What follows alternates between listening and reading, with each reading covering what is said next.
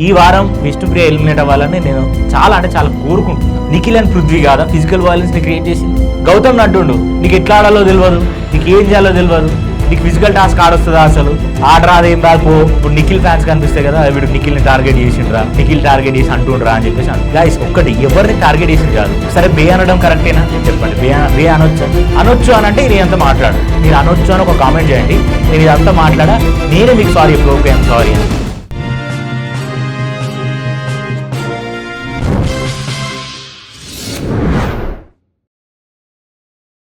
So hi guys, మనం నిన్న జరిగిన టాస్క్ గురించి, నిన్న జరిగిన గొడవ గురించి, నిన్న ఓంకార్ వచ్చిన దాని గురించి, ప్రతి దాని గురించి మనం మాట్లాడుకోవాలి.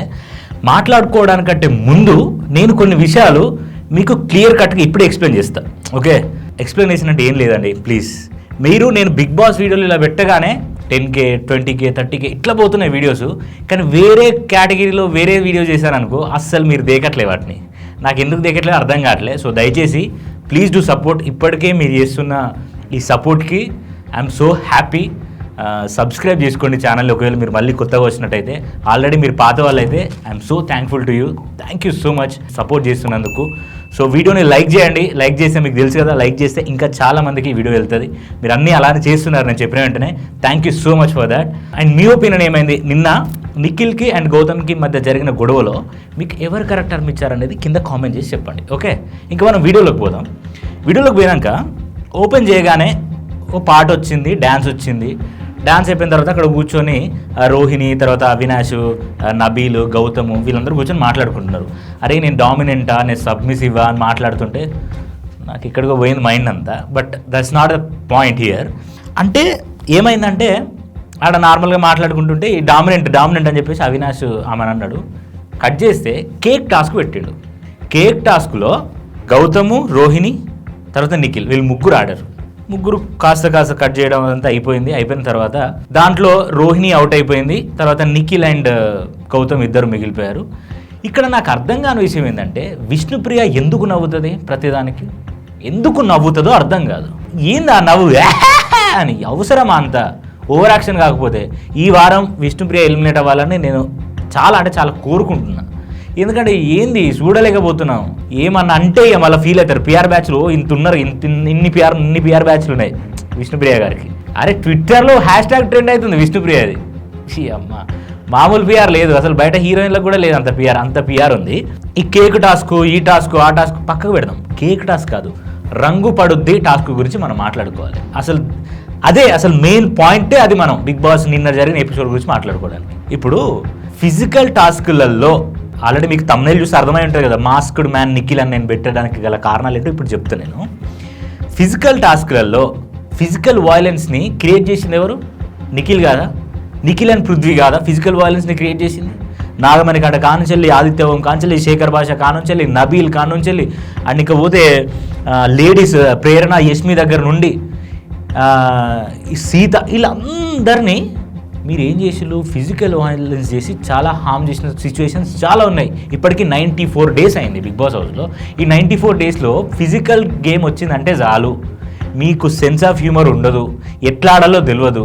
అట్లా ఆడరా అని నువ్వే నిఖిలే గౌతమ్ అంటుండు నీకు ఎట్లా ఆడాలో తెలియదు, నీకు ఏం చేయాలో తెలియదు, నీకు ఫిజికల్ టాస్క్ ఆడొస్తుందా, అసలు ఆడరాదు ఏం రాదు పో. అది చీప్గా చూడడం. పృథ్వీ ఉన్నప్పుడు కూడా గౌతమ్ని అవ్వచ్చు, నాగమణి కట్టని అవ్వచ్చు, చాలా చీప్గా చూసేవాళ్ళు. పోరా ఇది ఏం బిక్తావు, ఏం చేస్తావు అన్నట్టు చూసేవాళ్ళు. అరే అసలు ఆ బిహేవియర్ ఏంది భయ్? నాకు అర్థం కాదు. ఆ బిహేవియర్ ఏంది?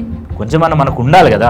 అరే మనం మాట్లాడేది ఎట్లుంది, మరి ఇన్ని రోజులు ఇక్కడ సస్టైన్ అయినాం, మనం జనాలు ఇక్కడ ఉంచిల్లు అంటే ఇన్ని రోజులు మనం మాస్కుడితో ఉన్నాం అనేది ప్రూవ్ చేసుకుంటున్నారు అనమాట. ఓకే మనం ఇన్ని రోజులు రియల్గా లేము, మన రియాలిటీ ఇది అని చూపించుకోవడానికి. ఏమన్నాడు టాస్క్ అంతా అయిపోయినాక, నువ్వు Gautam you are hitting my face అని అన్నాడు. అసలు అక్కడ చూస్తే హిట్టింగ్ మై ఫేస్ ఎక్కడుంది?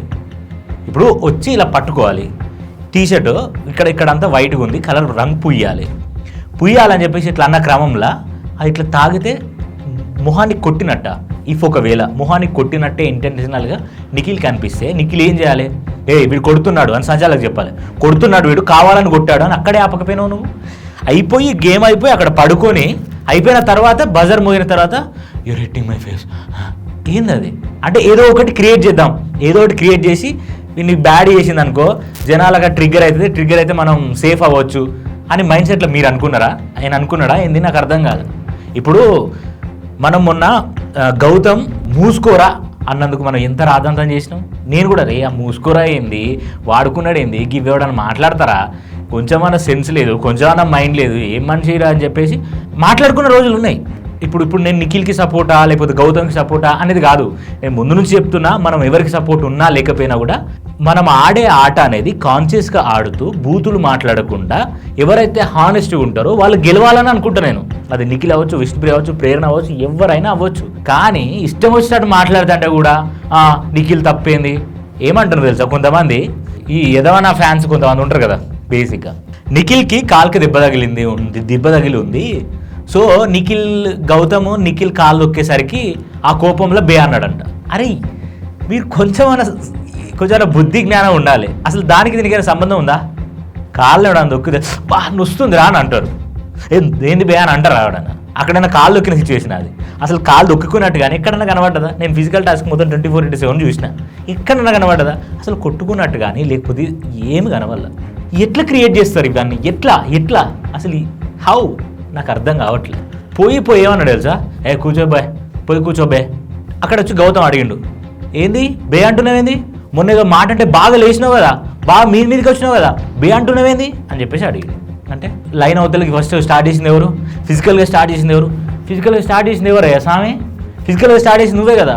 ఇట్లా బట్టి టీ-షర్ట్ వేసిరైతే ఆ రింగ్ అవతలకి పోయిండు కదా. ఆడియన్స్ మీరే చెప్పండి, పోయిందా లేదా?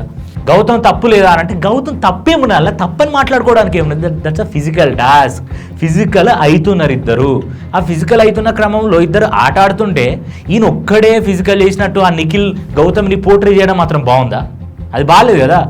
ఫిజికల్గా ఆడుతున్నావు, ఇది చేస్తున్నావు, కొడుతున్నావు, కొడితే అనరా మరి అన్నట్టుగా అందరిని అడిగిండు. లైక్ అరే అందరు ఆ రోజు అందరు బాగా లేసిలు కదా, ఈ రోజు మరి బే అంటుండు, మరి ఎవరు తప్పనరా అని చెప్పేసి అంటే ఆగరా, అవును ఏం చేసుకుంటావు చేసుకోపో. తిట్టడం మీ వంతే, మర్యాద ఇవ్వకపోవడం మీ వంతే, మళ్ళీ ఏం చేసుకుంటావు పో అనడం కూడా మీ వంతే.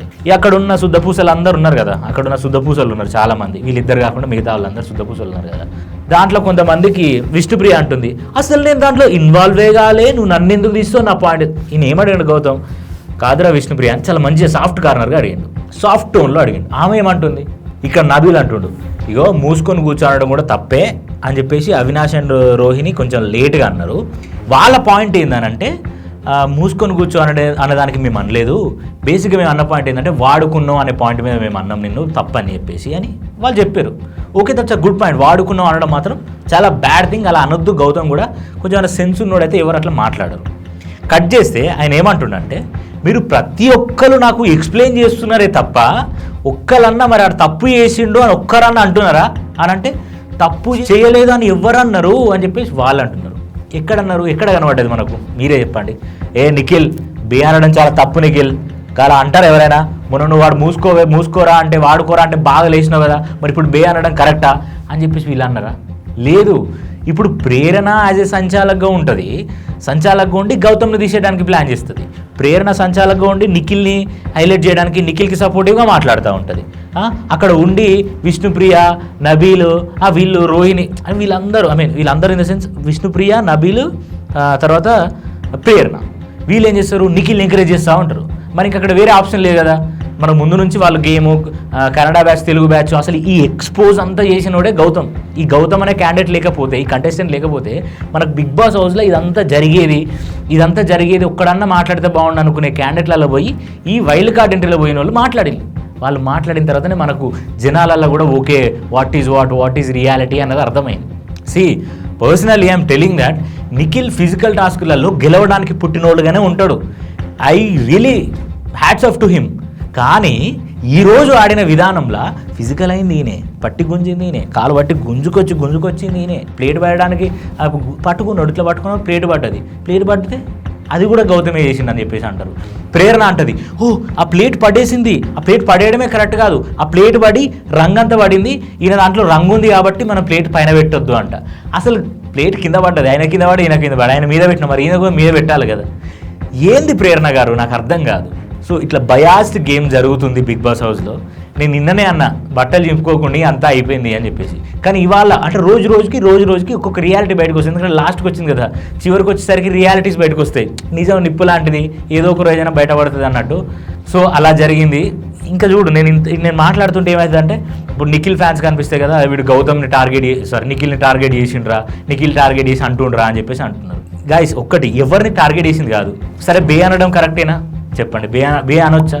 అనొచ్చు అని అంటే నేను అంతా మాట్లాడా, మీరు అనొచ్చు అని ఒక కామెంట్ చేయండి, నేను ఇదంతా మాట్లాడా, నేనే మీకు సారీ చెప్తా, ఓకే ఐఎమ్ సారీ అని చెప్పేసి.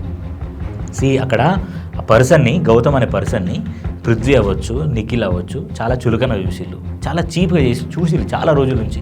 నేను చూసుకుంటూ వస్తున్నా, ఏదో ఒక రోజు మాట్లాడదాం.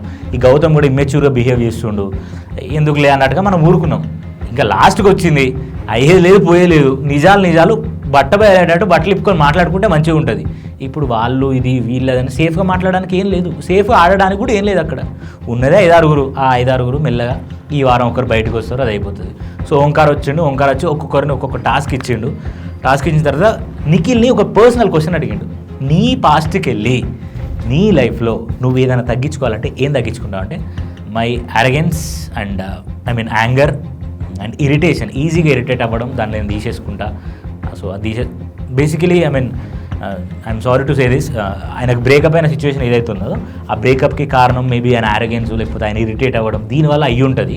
సో అందుకే అదే తగ్గించుకుంటా అని చెప్పేసి చెప్పిండు మనోడు. I wish everything will be fine with Nikhil and her girlfriend. So ఇంకో విషయం, నేను ఈ పాయింట్ మర్చిపోయాను అక్కడ మాట్లాడడానికి. గౌతమ్ నిఖిల్ని వాడుకున్నావు అనే మాట అన్నాడు, చూసినారా? వాడుకోలేదా అని నేను అడుగుతున్నాను. యస్మిని వాడుకోలేదా? యస్మిని వాడుకున్నాడు, కాకపోతే ఎట్లా వాడుకున్నాడు? చాలా క్లియర్గా వాడుకున్నాడు, చాలా పద్ధతిగా. అసలు బయటికి ఎలా ఎక్స్పోజ్ అవ్వాలో అర్థం కాకుండా ఒక మంచి ప్లానింగ్తో ఆయన జోన్లోకి తీసుకొచ్చుకొని ఆయన చెప్పినట్టు బట్టలు ఇట్లా వేసుకో, గాజులు ఇట్లా వేసుకో, అద్దం కాడ నిలబడి ఇట్లా బాగాలేదు అనడం, పడుకునేటప్పుడు వీటితో కొట్టుకోవడం. ఫ్రెండ్షిప్ అనకండి. అవతల పర్సన్కి నేనంటే ప్రేమ ఇష్టం అని తెలిసినప్పుడు నేను వాళ్ళతో ఉండే విధానానికి అవతల ఉన్న పర్సన్కి ఏమనిపిస్తుంది అంటే, ఓకే వీడు ఇప్పుడు బయటపడిపోయినా షోలో ఉన్నాం కదా, మేబీ లోపల ఉంటుంది అనే ఫీలింగ్ ఉంటుంది కదా. ఒకటేసారి కట్ చేయాలి మనం. యష్మి నాకు ఇవన్నీ వద్దు నాకు చెయ్యకు అని నేను ఒక్క మాట చెప్పలే. అరే నాకు క్లారిటీ లేదురా, నేను I'm not sure about this. ఏంటి I'm not sure about this అంటే వాట్? అంటే నువ్వు కెమెరాస్ ఉన్నాయి కాబట్టి మనం ఓపెన్గా మాట్లాడలేకపోతున్నామేమో అని ఆపోజిట్ పర్సన్ అనుకోవడం తప్పులే కదా, ఎందుకు ఇట్లా చేయడం? సో అలా చేయడం కరెక్ట్ కాదని నాకు అనిపించింది. సో హీ యూజ్డ్ హిమ్ ఏమో అనే థాట్ వచ్చింది and that's what happened. Let's see ఇంకా ఏమవుతుంది, ఎవరు ఎలిమినేట్ అవ్వబోతున్నారు. ఇప్పుడు సాటర్డే నాగార్జున సార్కి పెద్ద పరీక్ష ఉన్నది, ఇద్దరిట్లో ఎవరు గుడ్ అంటారు ఎవరు బ్యాడ్ అంటారు అని రేపు డిసైడ్ అవుతుంది అసలు బిగ్ బాస్ టీమ్ ఎవరి తరపున. రేపు అంటే ఇన్ ద సెన్స్ ఇవాళ డిసైడ్ అవుతుంది బిగ్ బాస్ ఎవరి తరపున ఉంది, ఎవరిని గెలిపించడానికి ప్రయత్నిస్తున్నారు అని చెప్పేసి. Thank you and please do subscribe and like the video. Like చేయడం ద్వారా చాలామందికి వెళ్తుంది. అండ్ నా ఒపీనియన్ మీకు ఎలా అనిపించిందో కింద కామెంట్ చేసి చెప్పండి. అండ్ లాస్ట్ వరకు నువ్వు చూసావా? Thank you so much bro. Last వరకు చూసావు కాబట్టి వీడియోని షేర్ చేయండి, ఛానల్ని సబ్స్క్రైబ్ చేసుకోండి. మరొక వీడియోతో మళ్ళీ ముందుకు వస్తే అంతవరకు సైనింగ్ ఆఫ్. బాయ్.